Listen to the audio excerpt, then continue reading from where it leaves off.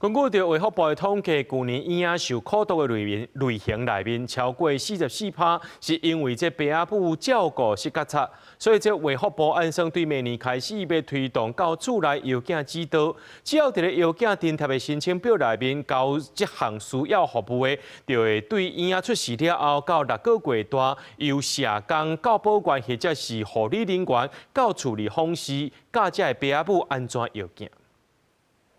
第一届照顾囡仔的父母无啥物经验，有时无细腻四角插，囡仔照顾无好，会造成危险。根据卫福部的统计，去年婴仔受苦毒的类型中，有超过44%是因为父母照顾疏忽，所以卫福部计划对明年开始，要启动到厝幼囝指导，伫咧第一线监视囡仔的安全。尤其新手父母很长，就说我去拿一下毛巾拿个东西，那刚好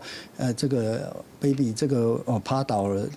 面朝下，当他的口鼻都浸在水里面，其实就蛮容易发生意外。卫福部新一期的社安网2.0计划要增加幼囝指导服务，对有新第3应期产检开始，就会开始提供幼囝所需要的知识。囡仔出世了后到6个月大，会提供到厝幼囝的指导，由训练过社工以及教保员、护理人员等等，到厝内检视环境，甲父母幼囝的撇步。 新制上紧明年就路，民间团体支持这项政策，但是实施的细节需要政府好好规划。当然，它也会有它的不便的地方。我们到访的时间日期是事先约定，还是随机去的？如果是双薪家庭，他正在上班，那可能也必须要再请假。对弱势的家庭本来就是有介入，这一次我们其实是扩大对于新手父母会在育儿津贴的申请表里面会加注新生